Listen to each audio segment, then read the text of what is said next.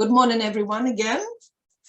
Dear colleagues and friends, my name is Olena, and on behalf of the Ukrainian think tank Liaison office in Brussels, I'm happy to welcome everyone at our today's webinar on the EU candidate status for Ukraine.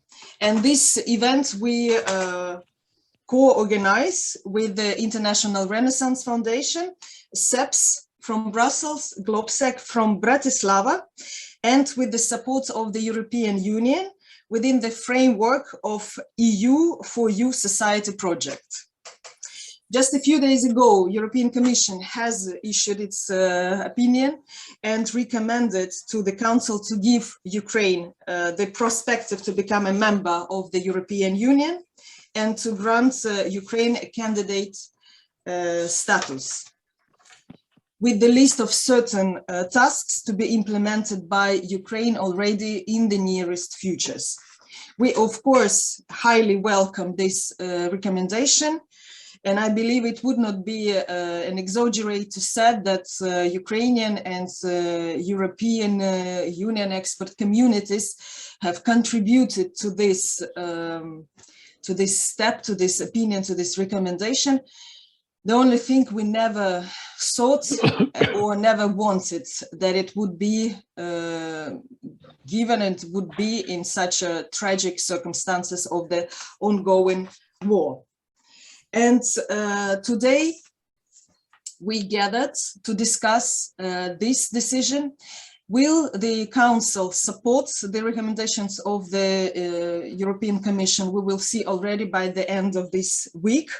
And meanwhile, we gathered today to again highlight the importance of this step for Ukraine, for its development, for its future, as well as to meet concerns. We are not afraid to meet concerns of those who think about whether the country is ready and how we are dealing with these concerns.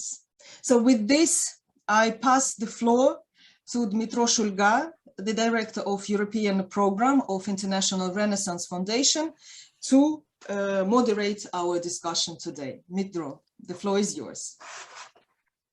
Thank you very much, Olena. It's a pleasure to moderate this discussion. It's a very good occasion for us to talk now, after we have, after really historic events of last week, I think. First of all, visit of leaders of France, Germany, Italy, and Romania to Kyiv on Thursday. Their public statement that they support immediate candidate status for Ukraine. And following day, on Friday, publication of the European Commission's opinion, where European Commission formulated recommendation to the European Council to grant Ukraine candidate status. By the way, the same, as we know, the same recommendation European Commission also issued for Moldova, but different recommendation for Georgia. So for Georgia, it's not candidate status now, but it's conditional on first implementation of some list of some preconditions. For Ukraine, it's also not without conditions, but the conditions formulated after immediate granting of the candidate status. This is the proposal of the European Commission. We'll see what will be the decision of the European Council, which is meeting this week in several days. So this is basically the context of our discussion now. And we have really very good panel to discuss. We have a mixture of perspectives here from Kyiv, from Bratislava, from Brussels. Also, colleagues are now from Ukraine are spread elsewhere. So actually, those people, those colleagues from Ukraine who are usually based in Kyiv, as I understand now, someone like me in Lviv, someone like Leo is now in Odessa, and Olena is, if I'm not mistaken, from Warsaw. But we are discussing basically our topic of Ukraine on the verge of receiving candidate status, hopefully in several days. But still, we expect the decision to come, and we will discuss our understanding where we are and how we can be confident, and what are implications, what are concerns, and what is the way forward. So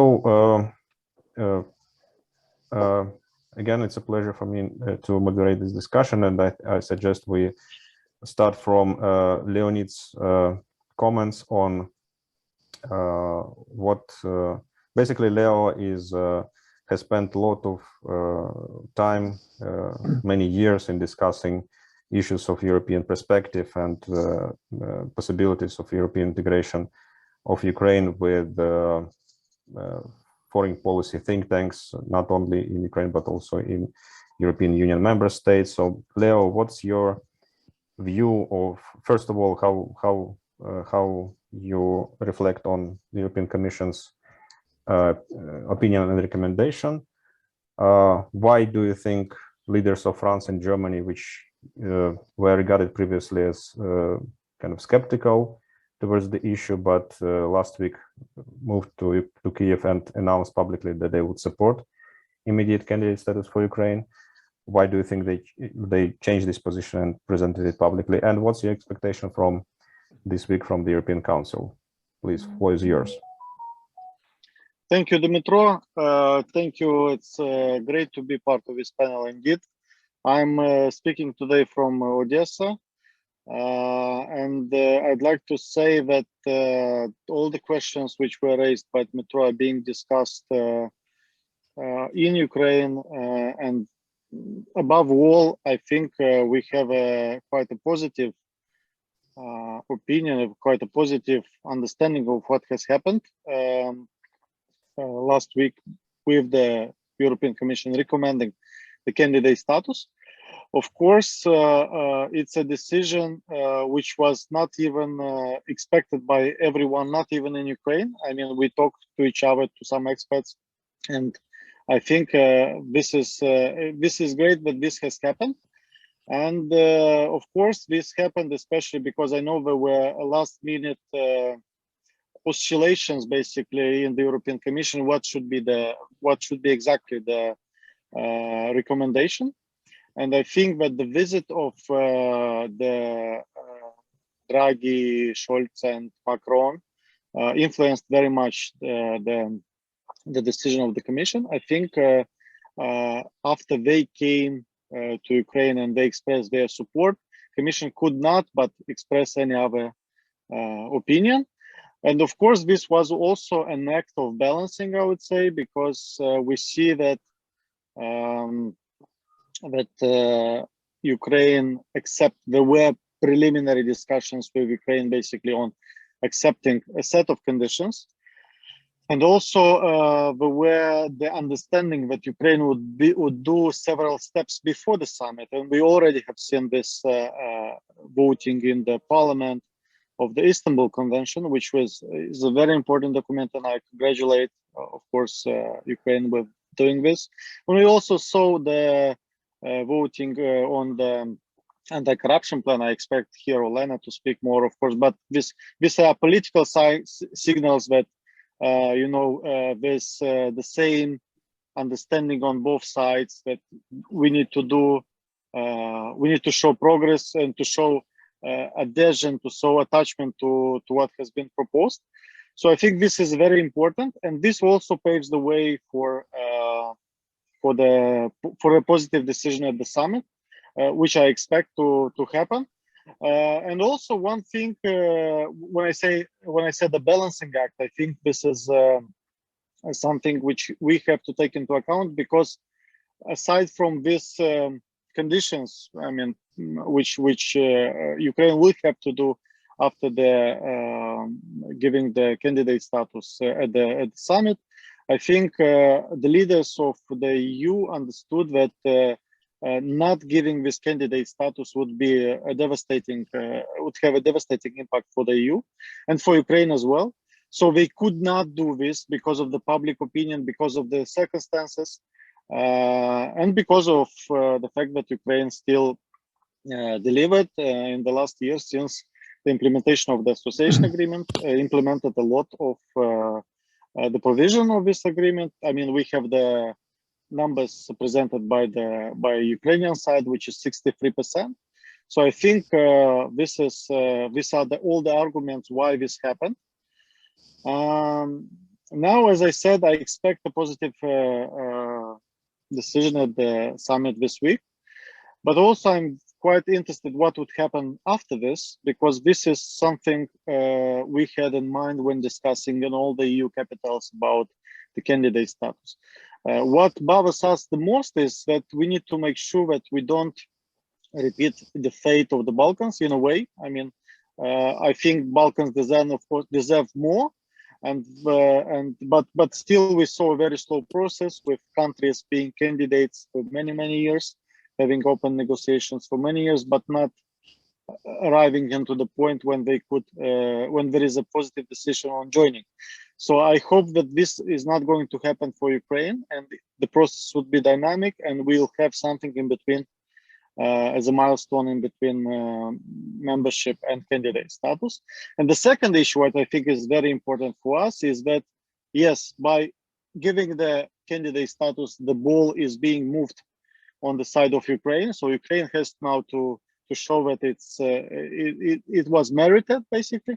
But at the same time, if EU doesn't go with its own internal reform, that means that Ukraine would be also a collateral victim of this process. So we very much hope that EU would do also its internal reform, about which President Macron speaks quite often, also Chancellor Scholz and so on. So basically, these are some of the prerequisites so that the process after the decision of the summit, which as again I'm mentioning, I think is going to be positive. These are the prerequisites to make the process dynamic and not so avoid this stalemate which we have in case of the Balkans. So I will stop here. I just wrote some of the ideas, but would be happy to answer the questions and to join other speakers on other questions, topics. Thank you, Leo, very much. Really, very good points. Indeed, we need to be prepared to look what after the decision. It's not the end. It's of course only the beginning, but still we'll see. Okay, I think other speakers will also raise this issue. But first, let me ask Olena Halushka, who has been quite a prominent activist in anti-corruption domain, in rule of law reforms domain in Ukraine, who spent years in this fight for rule of law reforms and advocacy for a combination of domestic and international pressure on that and conditionality used for that purpose. Olena, what's your view on the European Commission's opinion? How do you regard the content of those 7 steps in particular, which were identified by the European Commission as priority until the end of this year? Do you agree? Maybe do you have some reservations? I don't know, maybe have opinions on those priorities, whether it is a good opportunity for civil society of Ukraine. And also maybe if you could reflect on what Leo just mentioned, recent voting, yesterday's voting in the parliament, in particular on the anti-corruption strategy, which was voted yesterday. So please, floor is yours. Thank you very much, dear colleagues. It is a great pleasure for me to be here with you today and to share the perspective of the reform advocates on what EU candidate status is opening up for us. Well, frankly speaking, the conclusion of the European Commission, which they presented last Friday, provides us with the best possible leverage to push forward Ukrainian reforms. We know very well, those people who were advocating for the full EU candidate status, that certain countries were considering granting us the potential candidacy. So they wanted to give us the list of reforms which we have to implement and then get the EU candidate status. We are the biggest proponents of any types of conditionalities. I mean, we as anti-corruption activists have been using this tool for the last 8 years, since 2014. But conditionalities work when they have the potential of pushing and making and encouraging the authorities to do the reforms. In case of potential candidacy status, these conditionalities would basically have the reverse, the opposite effect. Why?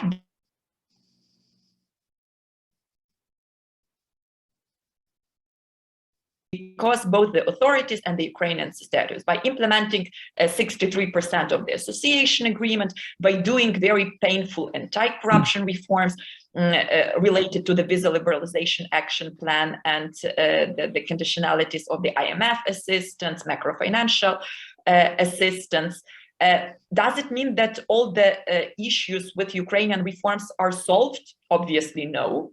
Does it mean that we have a list of things to implement in Ukraine? Obviously, yes.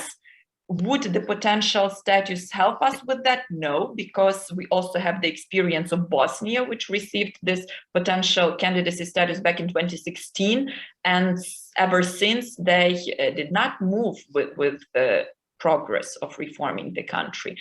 And that is why a suggestion of granting us EU candidate status already in a few days, and then offering the list of reforms, which is basically our priority reforms, which we were working on and will be working on under the threat of suspension of the EU candidate status for Ukraine, is actually the thing which will have the effective influence over Ukrainian authorities.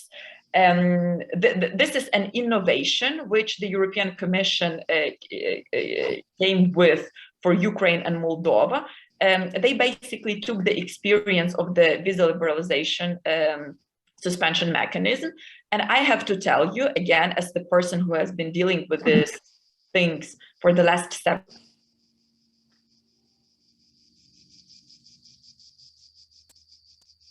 years, that thanks to visa liberalization and this suspension attempts of the authorities from the previous presidential team and from this presidential team as well, to stop their attempts to dismiss NABU director, which was the never-ending saga, and the attempts to dismiss Artem Sitnik took place, I mean, every second month.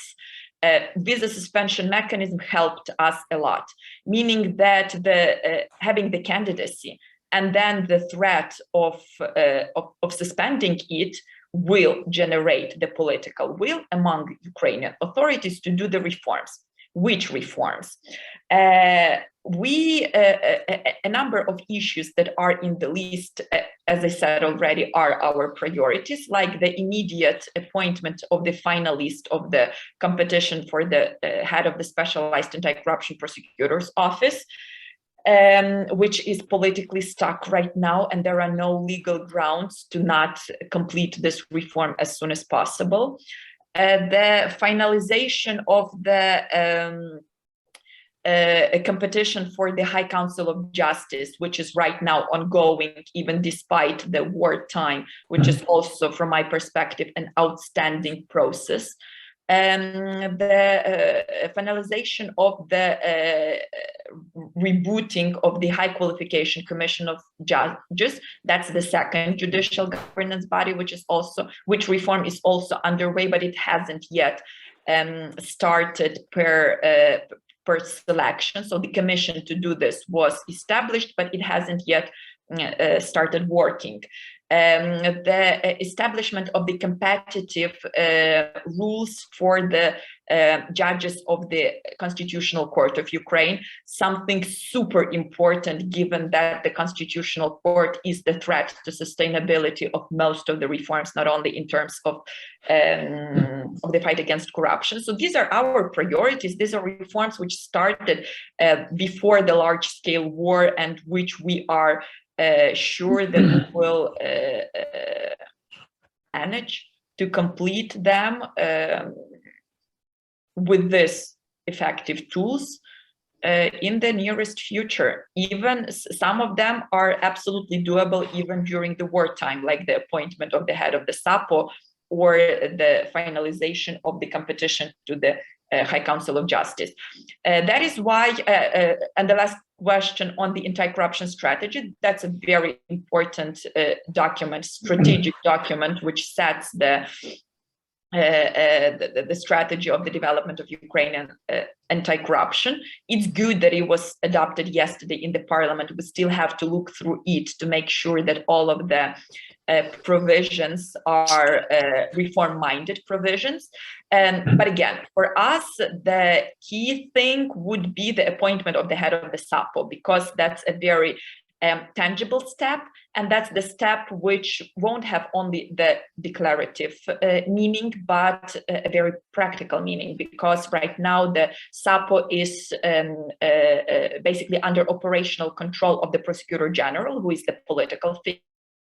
It needs to be managed and run by the independent person who is already selected, and there are no grounds to keep not appointment of him. So to make a long story short, we as anti-corruption activists are pretty happy. We think that the instrument which was offered by the European Commission, it answers our needs and demands. It also answers the concerns of those countries whom we consider to be skeptical countries, skeptical in the reform meaning, I mean, like Denmark or Sweden or the Netherlands, countries who have invested a lot in Ukrainian reforms and who had some doubts regarding the sustainability of reforms. So I think that with the existing mechanism, we would be able to pool our efforts even much more effectively to get all the things done and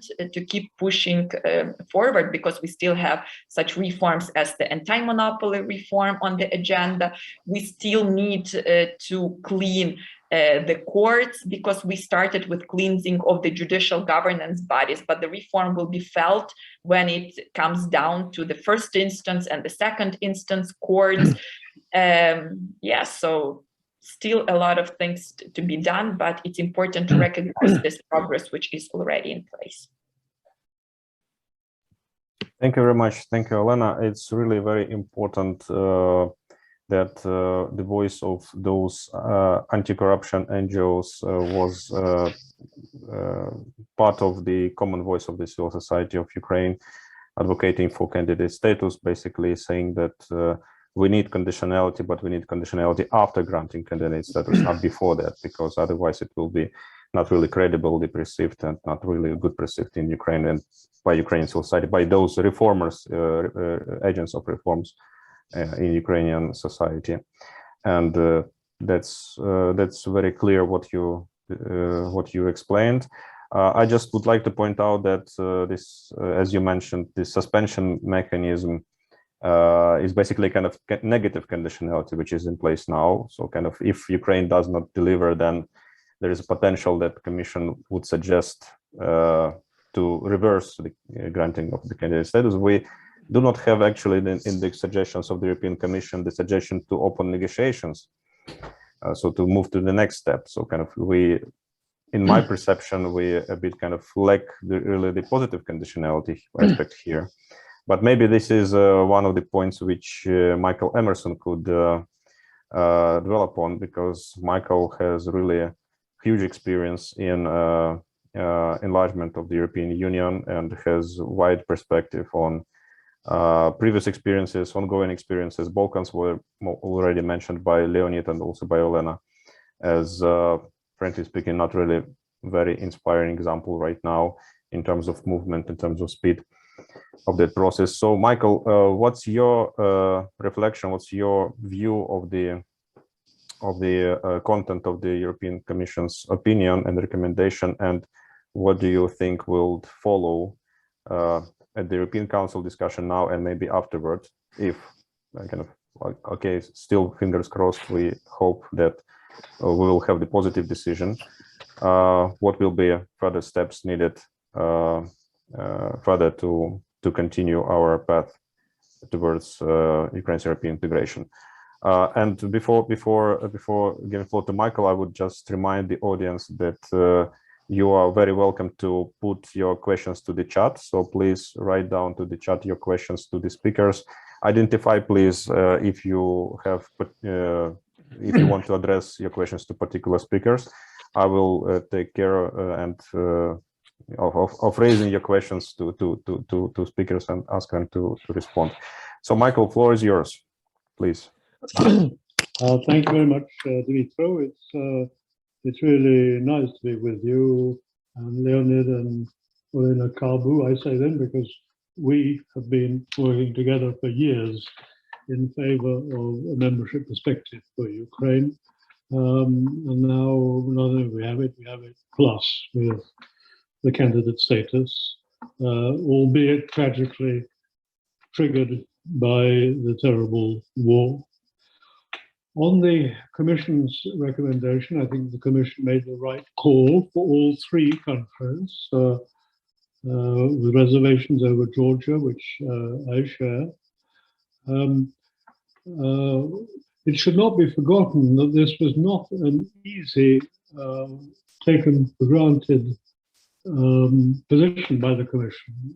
As you've hinted, Dmytro, various member states were hesitant and it was not clear how it would come out. But after the visit of the four leaders to Kyiv last week and the Commission's opinion, we've heard that two of the, let us say, sophisticated skeptics, the Netherlands and Denmark, both of them have withdrawn their opposition to candidate status and go along with it. So I think we can expect a positive decision by the European Council at the end of this week.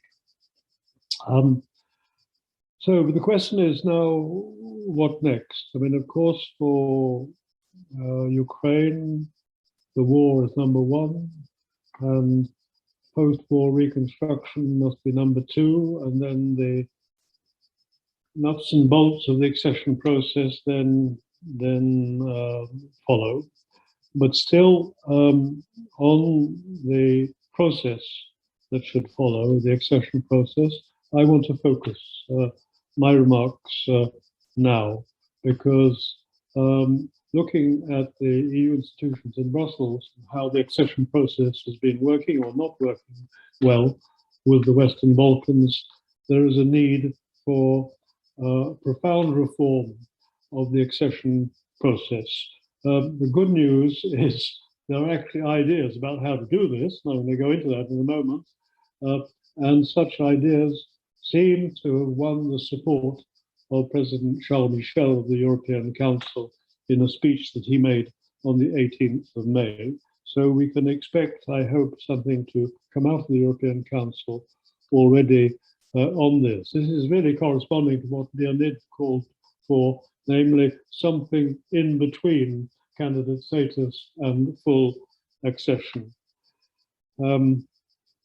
So what could there be in between? At our center, CEPS in Brussels, together actually with a leading think tank in the Balkans, in Belgrade, an independent research institute there, not to be confused with the government of Mr. Vučić, we have developed something which we call a template for staged accession to the European Union. And the paper, much downloaded, is on the CEPS website. Now, the idea here is back off the idea of in or out, or all or nothing, a binary process. This binary process where all the Balkans remain still out and don't see how they can get ahead. So there has to be a process that is progressive, conditioned, progressive, stage by stage, for gradual institutional, financial, and functional integration. So that is the broad idea, but we've laid it out much more precisely than that, and hope that this can be a basis for negotiations in the European Union, and I will come back to this at the end, and for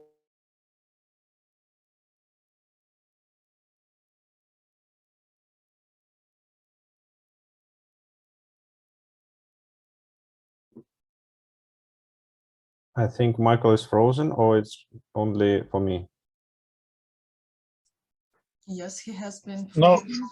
he's frozen.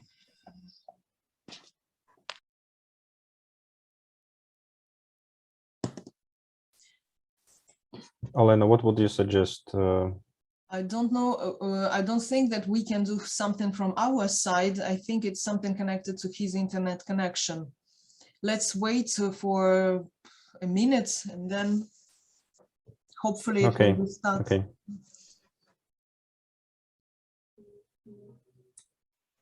He's out. Okay. He's probably will try to reconnect. Yes. Yes.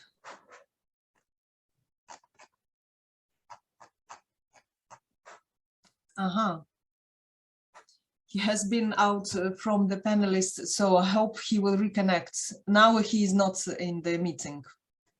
Mm-hmm.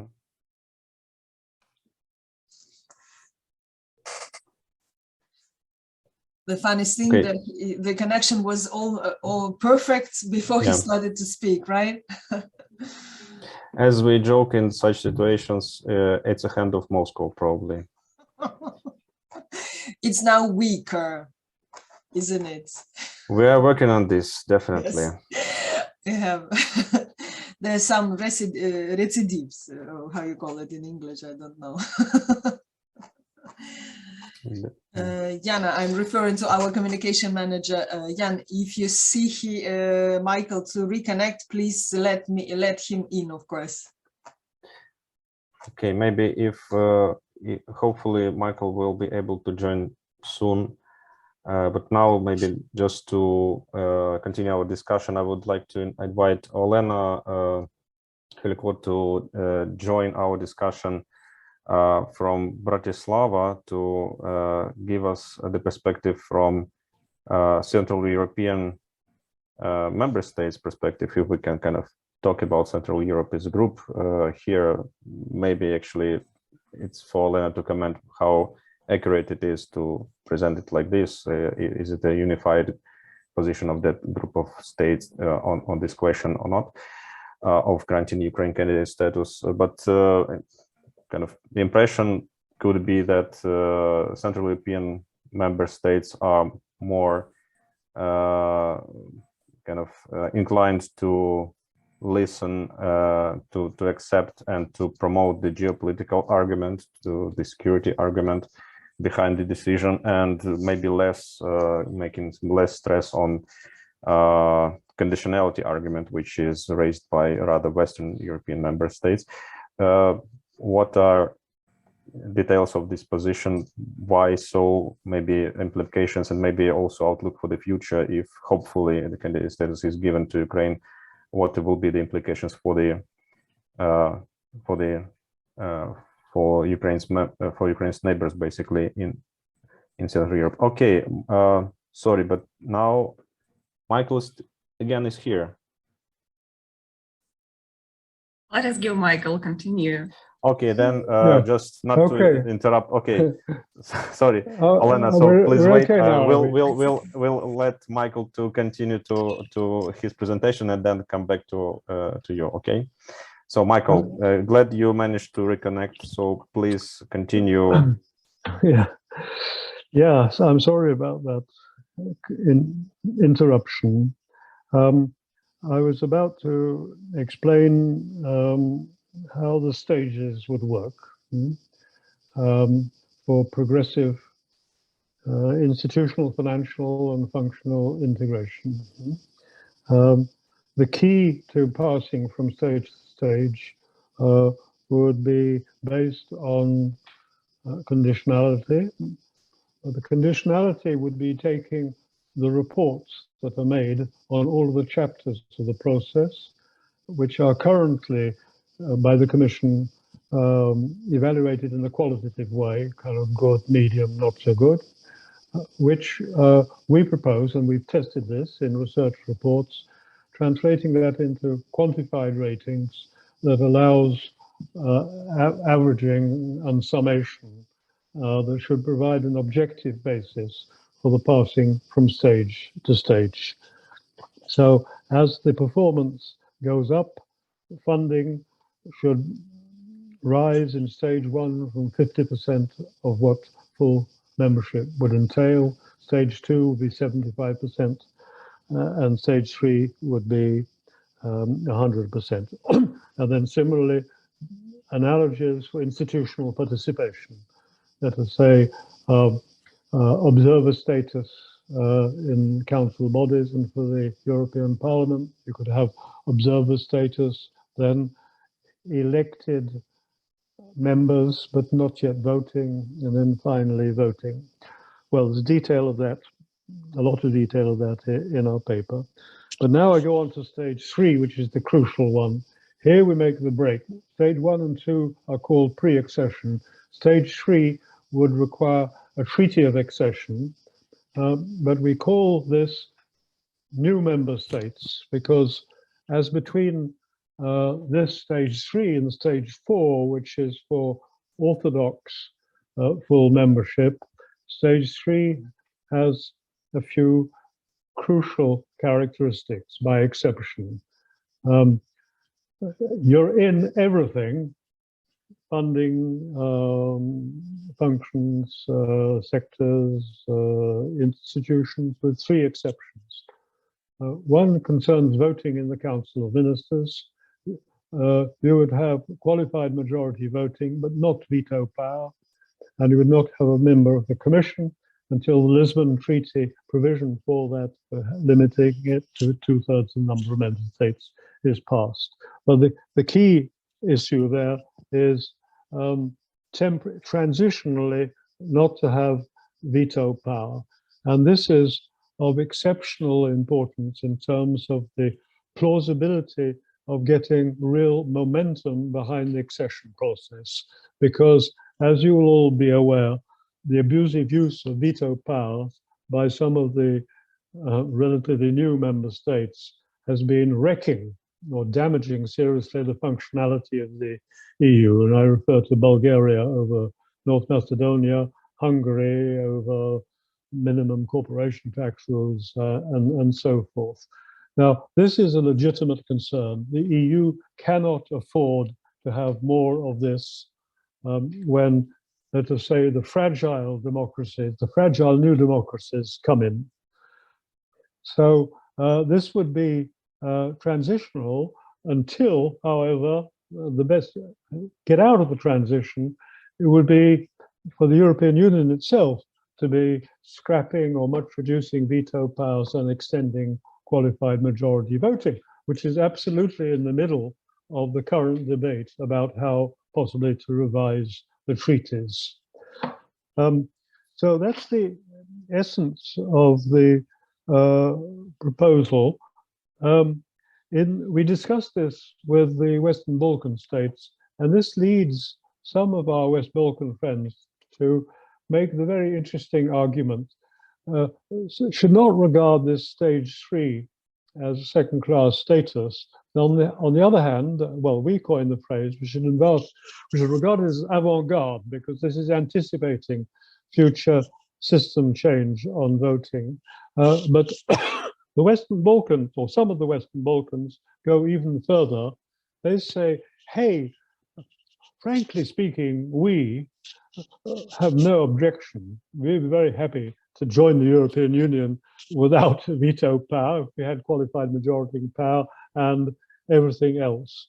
Would it not make sense for us Western Balkan states to say, we volunteer unilaterally in advance to propose a modified accession process in which we would forego veto power?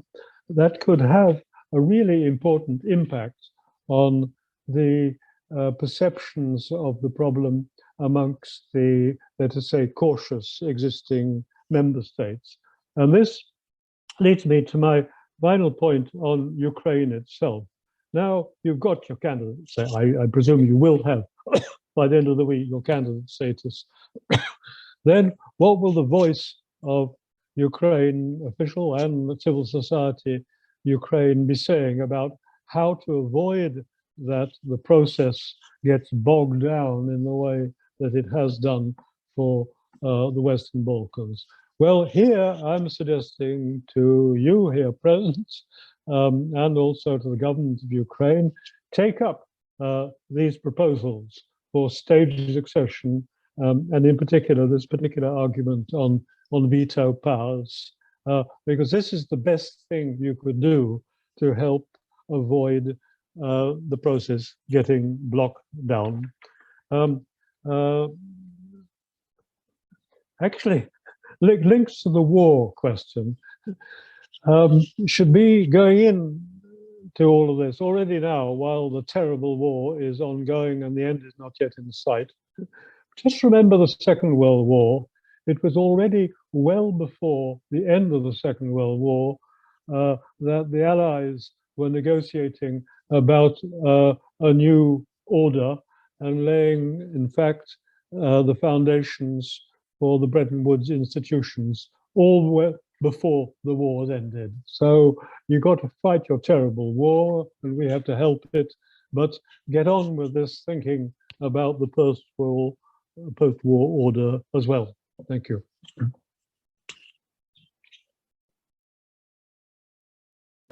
Thank you very much, Michael. Indeed, I think this aspect of internal EU reform, the core of it, which is decision-making in the Council, is really a very important aspect of the whole discussion. We heard that this issue was raised many times, discussing Ukraine, but actually not because of Ukraine itself, but because of the internal situation in the European Union. And I think actually the developments of the last months gave Ukraine plenty of examples to understand better the real situation inside the European Union. And we've seen, for instance, Hungary blocking oil embargo for quite a while in the European Union. And just to probably now for Ukraine, it's understandable how problematic this veto power of individual member states is, and how really reform of the decision-making in the EU is needed. Actually,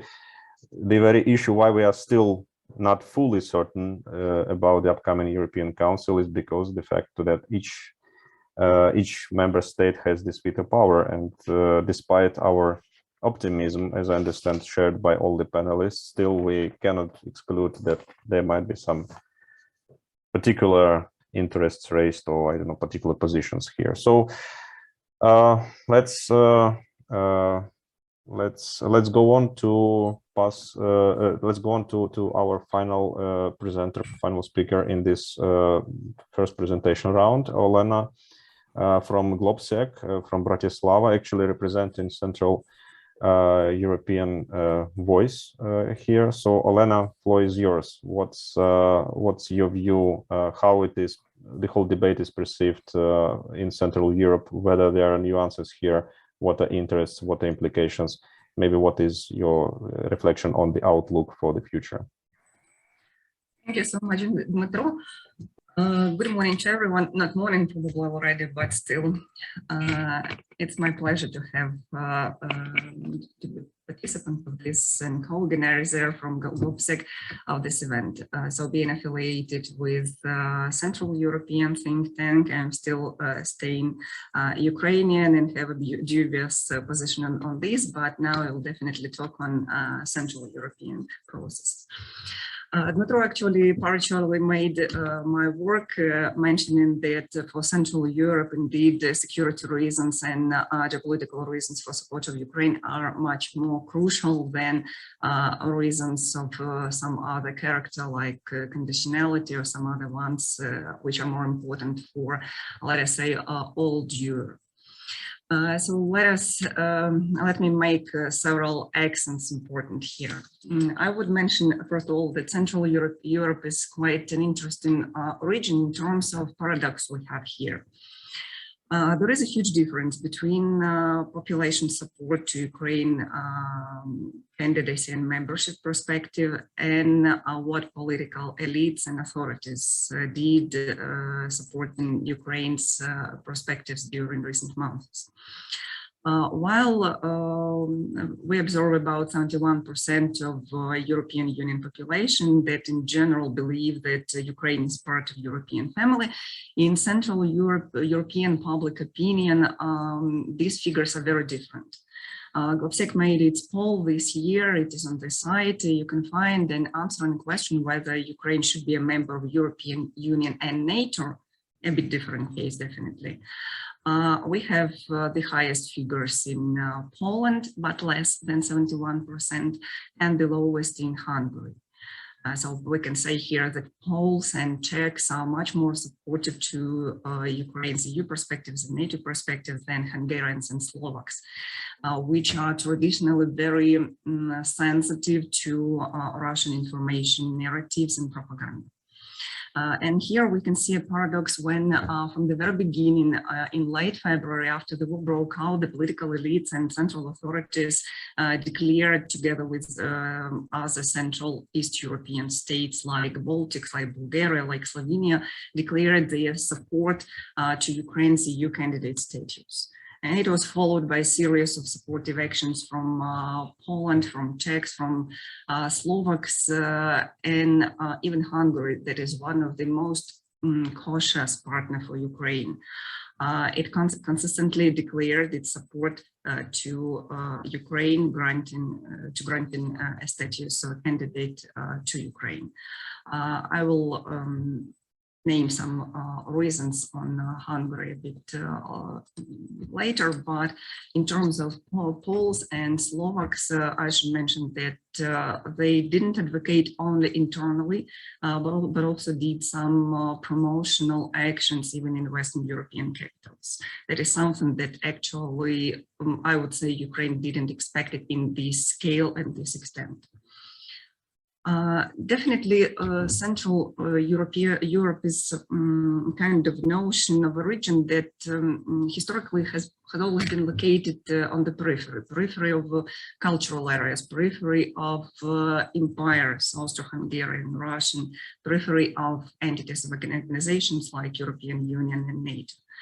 And I believe that this historical and I would say hierarchical legacy shape Central Europe as a region that lacks strategic initiative as a rule, or being historically deprived of this initiative.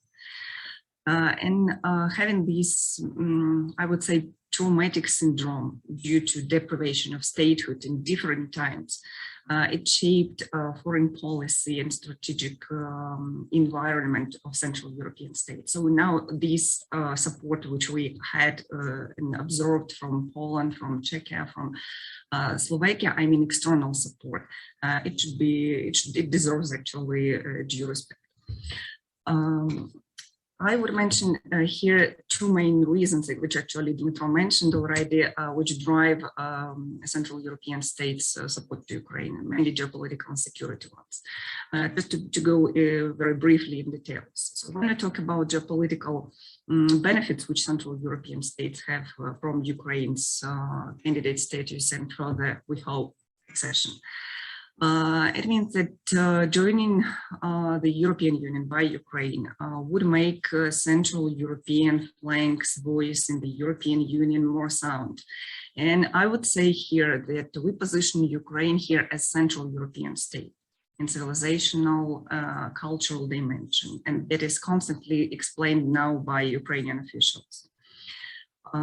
This Central European voice has usually been more or less coherent in European Union in terms of security concerns, in terms of energy issues, and some others. With raising the number of Ukrainian representatives in European Union institutions after Ukraine's accession, regional capacity to shape European Union's agenda will definitely grow. In geopolitical terms, we should mention here Ukraine as a Black Sea power state, important in terms of trade, energy, as part of Danube region, definitely, and this could be also another benefit for the region, for Ukraine.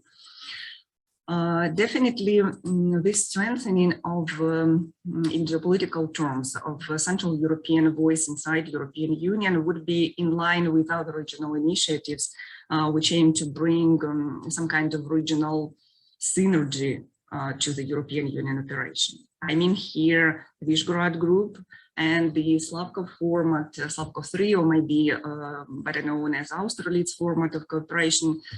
I wouldn't go into details. Well, Visegrad Group actually created to facilitate the integration to the European Union for Central European states. Still performs a platform, a function of a platform for cooperation on different issues regarding European policy and regional development. Slavko format, embracing Slovakia, Czech Republic, and Austria, is a very important regional format of cooperation, which makes, I would say, the three countries more vocal in negotiations with Poland, in negotiations with Hungary, and within the European Union. And in case of Ukraine, it is also very important since you remember probably at the very beginning, Austria was quite reluctant to provide candidacy status to Ukraine. When Minister Schallenberg mentioned that actually Ukraine should have a different way to connect Europe. And it was very much due to negotiations within the Slavko format when Poles and Slovaks performed certain efforts to persuade Austria to change its mind. In terms of security benefits, we'll name just two issues, though it is not limited by them. After the war, Ukraine will definitely emerge as quite a strong military power that could contribute to EU security even without being a NATO member. And has experience to counter Russian aggression, which it could share. Another item here, issue that Ukraine's EU candidacy can be perceived as a very first step towards regional security guarantees. Previously, Russia stepped back when the states dropped out of its sphere of influence and were integrated. I mean, from Russia's perspective, being in a sphere of influence. Here we can talk about Baltic states. Definitely Ukraine is a special case. It's another case. But since Russia's strategic thinking, strategic culture presumes that operates the categories of spheres of influence, when a state becomes a part of another project for Russia, this notion is important and workable in shaping some other security spaces modalities. So these geopolitical and security factors will definitely drive Central European states' interest to promote and support Ukraine's accession to the EU. What I would draw the attention of the Ukrainian officials and expert community here, what to follow actually, what are the concerns here? Here I would definitely follow the Hungarian position still, though it is it's unsupportive during the recent months. Still, I believe that on the way of opening the negotiation process for accession, Hungary will be very insisting, very exerting pressure in terms of national minorities issue. We know that is one of the conditions which was named by the European Commission opinion and recommendation, and I believe that Hungary here will be very much influential. Another issue, Balkans. For it sounds today from each of the speakers, indeed, it's a very influential factor. For Central Europeans, Balkans will always be, Western Balkans will always be on the radar of their foreign policy, especially for Austria. So here, Ukraine should find some or initiate some modalities of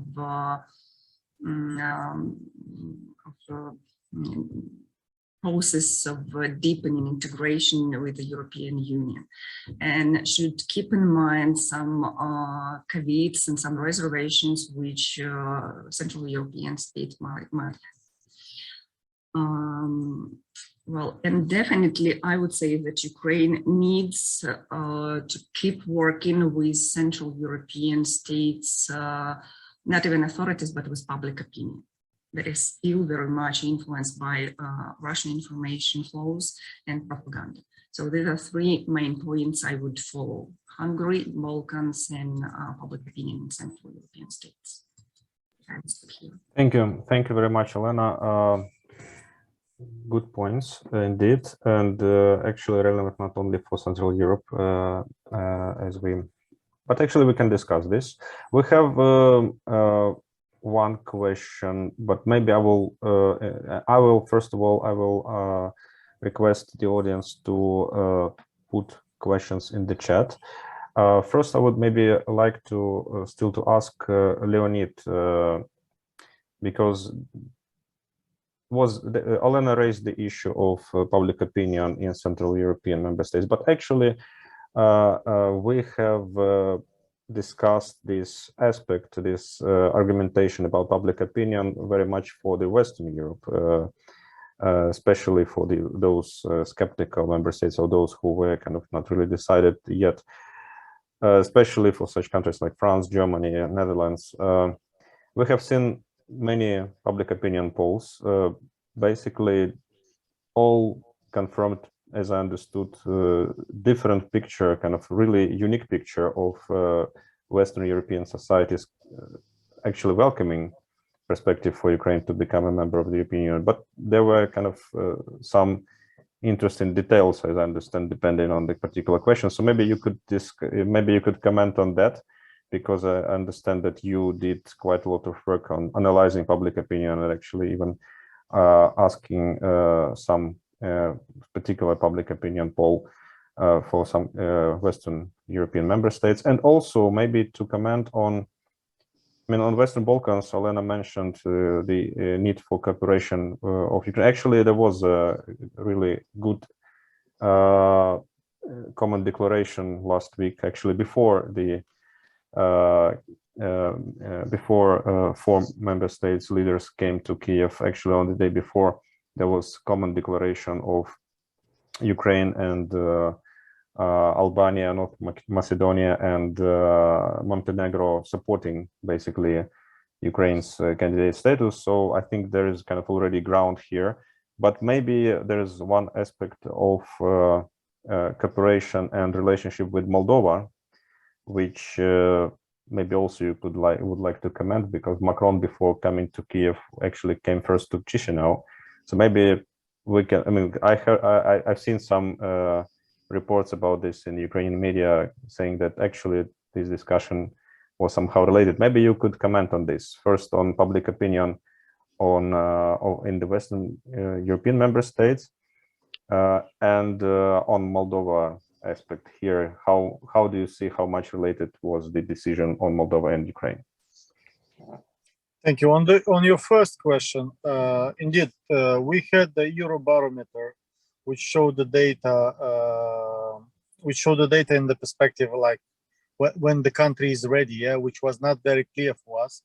That is why we commissioned this opinion poll precisely in three countries, France, Germany, and the Netherlands, asking them, whether they support, whether the public supports offering a candidate status to Ukraine as soon as possible, well, aiming the summit which is taking place this week. And we saw that in all the three countries we have a significant part of the population which is in favor of offering the candidate status. So we have about 45% in all the countries, I mean all the three countries. And we have those who are, how to say, negative on this is about 22, 21, depending on the country, but it's around these numbers. So we see that those who oppose offering the candidate status to Ukraine, precisely the candidate status, is not a big part of the society. And we also saw that there is a big part of the population who doesn't have an opinion on this, basically, as of now. If we take only the respondents who made their mind, I mean, basically those who said yes or no, we have 65% in Germany, 65% in France, and 68% in the Netherlands who are in favor of this. I think this is very good data, which also shows to the leaders of these countries that they're not going to get unpopular if they offer the candidate, if they support the decision to offer the candidate status at the upcoming summit. At the same time, we asked them the same question as pretty much the Eurobarometer said, whether they would accept new members if these are ready. And we see that in all the countries we have a majority. In some countries, like a slight majority, like 51% in Germany. We have 58% in the Netherlands, and we have slightly less in France, which is 46. You basically find all this data on Europe Center. What is striking among all these countries is that we see in all countries, I don't know why this happened, but male are more supportive of membership and candidate status than female, and the disparity is about 13%. So we have, for instance, 52 male percent supporting candidate status and 39 female only. So maybe this should be a target of our next advocacy. I mean, campaigns with working with the public in these countries. This is something I saw as interesting. Now, regarding your question regarding Moldova, I think indeed it was somehow related with the question of Ukraine, because of course many in Ukraine said like it's quite unfair that Moldova followed with this application, you know, so because Ukraine is fighting and you know, here is Moldova basically how do you say, is free riding basically on Ukraine's defense and so on. Well, I think this is a little bit misleading, this argument. I mean, I understand the emotional part of this, but at the same time, I think it's much better that you have also Moldova on board. And you could not but offer the same to Moldova, since, I mean, reform-wise, Moldova is not worse than Ukraine. And I don't know whether it's better, this is a question mark, but we saw a real commitment to reforms in Moldova as well, as we saw in Ukraine in many areas. So that's why I think it was interrelated to, especially in this regard, it was interrelated. And of course, we hear many discussions about the size of Ukraine. Many in the EU are afraid of the size of Ukraine, being a country which is going to gain a lot of influence once it is going to get membership. So this also made like the question about Moldova easier to digest. Yeah. However, this is not how to say. This doesn't mean green line. I mean, Montenegro, which is, if I'm not wrong, about 700,000 population, is pretty much ready for the membership. Well, mostly ready, but the size doesn't mean they're going to get they're getting it fast. So I think. These are some of the ideas I had. I'll stop here. If there will be some more questions, I will be happy to answer, of course. Yes, thank you, Leo. So we have something like half an hour left, and we have already some questions from the audience. But maybe still I will ask Olena, Olena Halushka, but really to, if it's possible, like to answer in a short way, so that kind of we have still possibility to ask questions and discuss with other speakers, but really very particular issue, because in part of the conditionality, as we discussed already, which European Commission suggested for Ukraine to deliver until the end of this year, there was there's one particular subject which I assume might be perceived a bit controversial by civil society, which is anti-oligarchic law.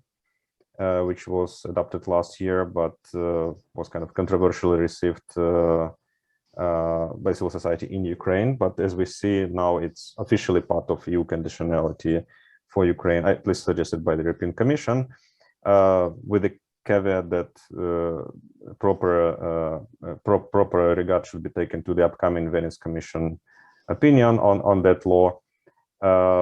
What's your expectation and what's your view whether we will see a position of Ukrainian civil society welcoming this conditionality piece, or maybe there are some details here? How you see, what's basically your recommendation, what to do with this until the end of this year? Thank you.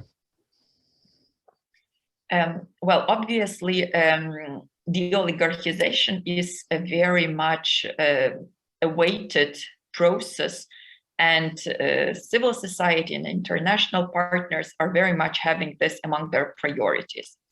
With regards to the de-oligarchization law, we were not following that process very closely because we think that there should be a much more comprehensive approach to how to address the issue of the oligarchs, to make sure that we are not fighting against some particular faces with other faces appearing, you know, on their place when they are taken away.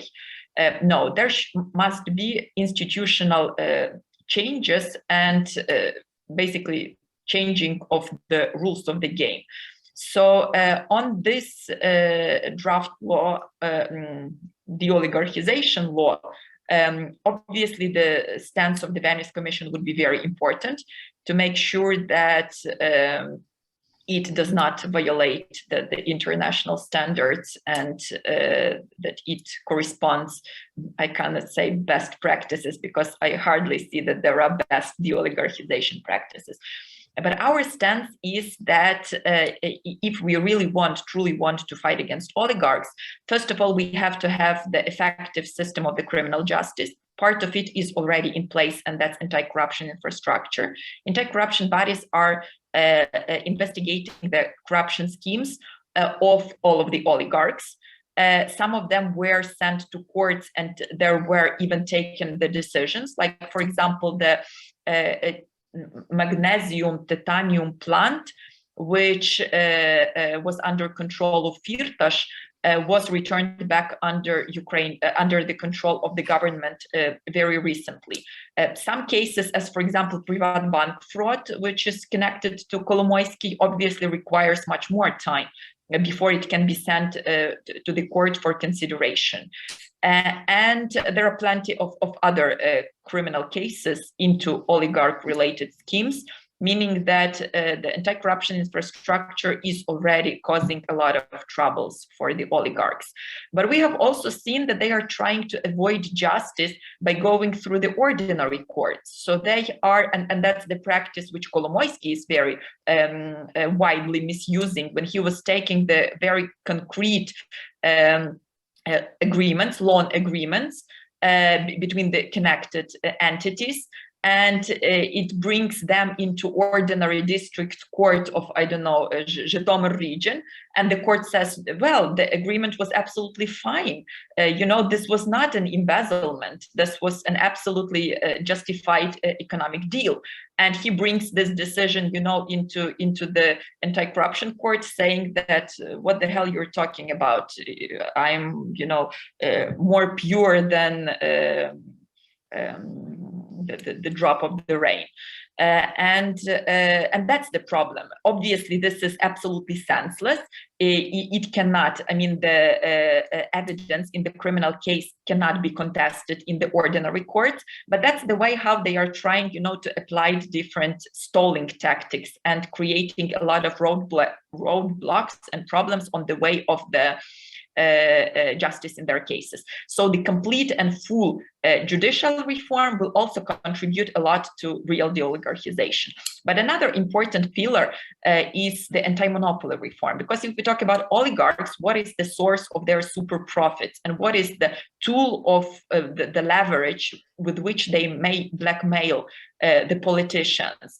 and that's their monopoly. Because if Akhmetov controls almost entire electricity market of Kyiv, he can come to the politicians before the elections saying that, otherwise either I get what I need, or entire capital would be brought into the how do you call it, blackouts, the Hostage. turning off electricity. The Anti-Monopoly Committee, which has to oversee the market relations, they are not properly doing their job. They are not fighting against oligarchs. They are not fighting against monopolists. So one of the key priorities for us after the war will be to make sure that this reform is being done. And we also know that this is part of the EU vision, which was mentioned in this conclusion of the Court of Auditors, which they issued last autumn. My understanding is that they did not include this reform here because it's on one hand very comprehensive, and on the other hand, it will be reformed from scratch, unlike the SAPO or High Council of Justice, which needs to get the final push. And given the war conditions, they were not offering something which requires quite a comprehensive approach, debate, political consultations, civil society participation. So my understanding is that anti-monopoly reform will be in the EU's agenda for sure. It will probably appear as the part of the conditionalities for the negotiations process opening or the ongoing negotiations, but it will appear on the later stages. So long story short, systemic changes are required, and only institutions, strong and resilient institutions, will make sure that we end up with such notion as oligarchs per se. Thank you. Thank you very much, Olena. Very good points. The legalization is needed, but the real question is what are those instruments needed here, and we need to be really very concise. Emerson, Michael Emerson raised you raised your hand. Would you like to comment on some of this? Thank you, Dmytro. I wanted to comment on the two written questions in the chat, if that is in order. The two very interesting questions, very pertinent ones. One is about how candidate status may affect defense and security relations with the EU, and secondly, what are the candidate status businesses, how does that affect the Eastern Partnership? Well, on the first one, on the defense arrangements, I would say already before candidate status, the war has achieved a really important step change up in EU defense cooperation with Ukraine, notably with the decision to fund €1.5 billion of weapons supplies to Ukraine. If we discussed this as a hypothesis before the war, let's say a year ago, people would have thought this is just naive fantasy thinking by some well-meaning naive student or something. So that step change has happened, and that is an indicator how the process may continue to evolve. Candidate status will certainly enhance the prospects of, let us say, incremental deepening of defense and security cooperation without this being any legal automatic consequence of candidate status. Leads on to, however, the question about security guarantees between member states. There is a provision in the Lisbon Treaty about this, in which is the EU's analogy to the NATO Article 5 guarantee, not written in exactly the same way, but it is saying that an attack on any member state can lead to support from other member states. Well, that's there. It's not yet being never been tested, and it is legally for the full member states. But in thinking about how this particular provision may be toughened up in future, the European policymaker has their eyes inter alia not only on Ukraine, but also on Washington as to whether Trump might conceivably get re-elected in 2024, in which case the NATO guarantee is going to be looking shaky, which means that the Europeans will have to be continuing to build up their own competence in this area. So this is going to be an ongoing story in several respects. Now, on the Eastern Partnership, my rather brutal response to the question is that the Eastern Partnership has now become obsolete, full stop. However, there is a way, quite an interesting way out in the speech by Charles Michel of the 18th of May, which I recommend that all of you read if you haven't done so already. There is his argument in favor of what he called the European geopolitical community, which is almost the same as what Macron is advocating under the name of the European political community. So these guys are close brothers, but they're not exactly the same today. But tomorrow, by the end of the week, they may be converging on some version of this. Now, the point about the Eastern Partnership is in the Charles Michel proposals for a new, wider European community. He has Baku, Yerevan, and Ankara all in there, as well as all the Western Balkans, the trio, and the European Economic Area countries. So there's an opening here for a collaborative relationship with the other two, as it were, living members of the Eastern Partnership, Armenia and Azerbaijan. Institutional inertia is always in favor of finding ways for these kind of things to carry on. And so I wouldn't underestimate that, although my personal view is a rather blunter one, namely obsolete, full stop. Thank you. Thank you, Michael.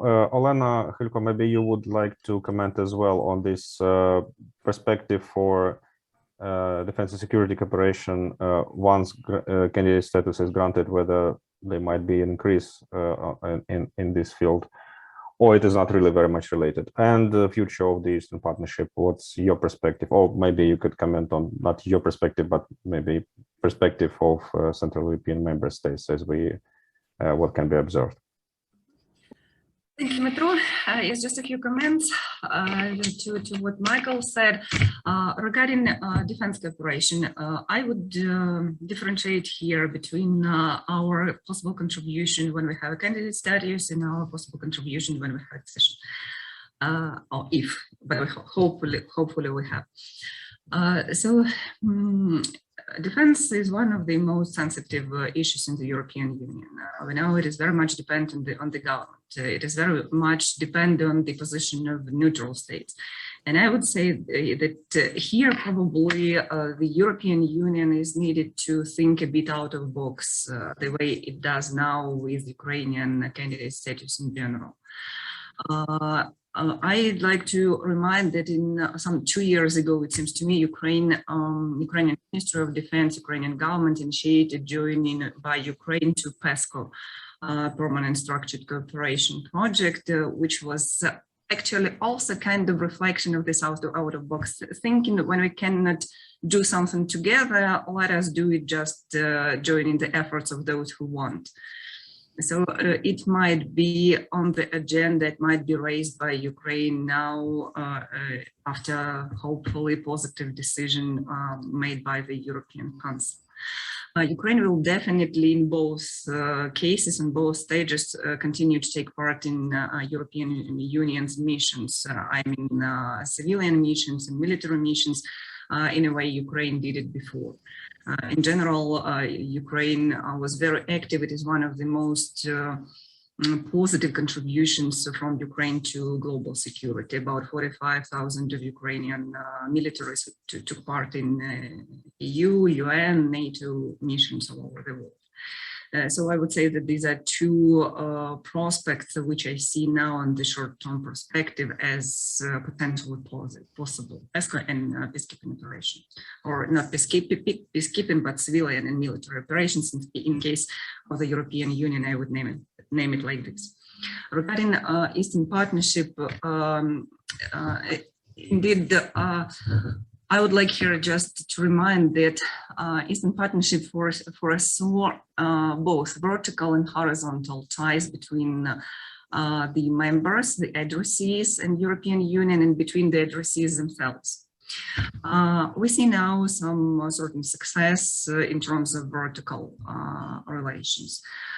In case if the addressees still have an interest to share experience, to promote some common strategies, to have to promote some common area interests in different sectors, be it everything around Black Sea, it was operating in terms of these horizontal ties. In case if not, definitely we can say that it becomes obsolete.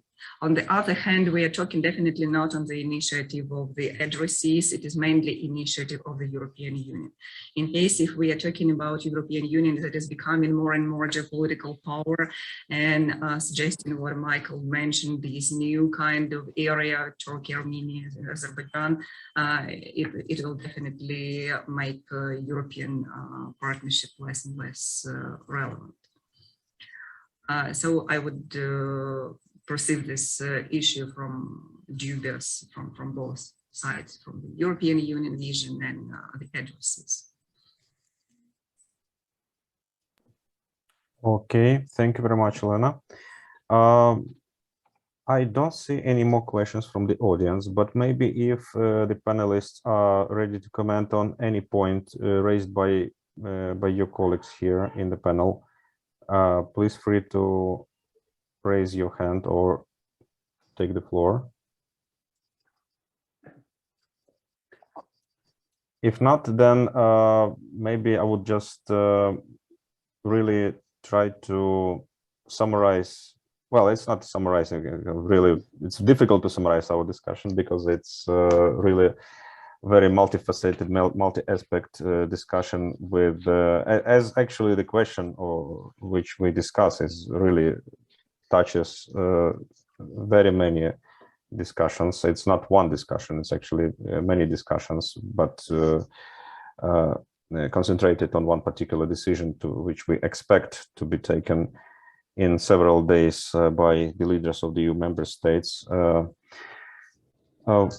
I think that very interesting trends which we are observing really in domestic dynamics in Ukraine, in international dynamics around Ukraine. First of all, of course, in the dynamics of the ongoing Russian-Ukrainian war, which is the decisive factor, I think, for any future, also for future relationship of Ukraine with the European Union, because it really will, this security, the outcome of this war will determine what shape Ukraine will be in future, what will be also the parameters for post-war reconstruction, what will be also the conditions for Ukraine and the EU relationship. So from that perspective, I maybe would not very much now discuss future contribution of Ukraine to peacekeeping efforts of the European Union abroad, but first of all, of course, on the short-term need for increasing support for Ukraine and military support in weapons delivery and other aspects is really very crucial here for future for the future outcome of our European integration. So any euro spent now on weapons delivery actually, I think, will save dozens, if not hundreds of euros to be spent then on post-war reconstruction. And I mean, I think the strategic approach should be really the basis here for making this decision. And as we understand, as Leonid mentioned, probably it's this understanding that European Union now needs to be strategic. This changed eventually the public position of the leaders of Germany and France who came to Kyiv and publicly voiced their support for immediate candidate status for Ukraine. So this is really history being done in current days, and we'll see what will be the outcome of the European Council debate. Still, we expect a debate, so probably there will be discussion, and we'll see what will be the decision. Well, whether the European Council will just adopt the decision recommended by the European Commission, or there will be some maybe details here attached. Still, I would like to mention that we expect that the candidate status is not the end goal of our relationship. So, of course, we hope that sometime in future we will be able to move to the next phase, to opening negotiations on accession, and that it will happen rather sooner than later. Leonid mentioned in his, and Michael also mentioned, that actually we have seen examples, particularly in the Western Balkans, where there's a big gap, there's big time gap between candidate status and opening negotiations, and also even if negotiations are opened, it's not a guarantee that they are effectively concluded, successfully concluded, and concluded in due time, in short time. So it's really might be a very long term ahead for Ukraine to join eventually the European Union. Candidate status is not a guarantee, and is not also immediate membership. That's understood. So, Michael, I see you would like to comment on something what I probably mentioned right now. So if you are ready, please make your final comments, and we will be wrapping up. Thank you, Dmytro, for your a response to your last remarks. One is on post-war reconstruction. I think increasing attention has to be paid on the Western side as to how to get Russia to pay for their damages. And as we're all aware, apart from the odd oligarch yacht, which is rather difficult to transform into paying for reconstruction, there are the $300 billion of central bank reserve assets which are currently frozen, and where the debate is around whether or how these assets could be shifted out of the frozen category into the expropriation for reconstruction fund. This is a very difficult legal and political argument there, but I feel that has to be seriously pursued, because this is going to be very, very expensive, and that money is there and it deserves to be used for this purpose. Second point you just raised is to how to move on from candidate status to the opening of negotiations. The view I would advocate is that the EU ought to jump to a new revised accession procedure simultaneously with the opening of negotiations with Ukraine. That is to say, not to get involved in this painful and arcane bureaucratic procedure of having to have unanimity in favor of the opening of each individual of the 30 chapters. That has to go and be replaced by a more streamlined system, as we are advocating, and it would be best for the European Council at the end of this week to invite the Commission to make proposals to do that, and then link that indeed to the opening of negotiations with both Ukraine and Moldova. Thank you.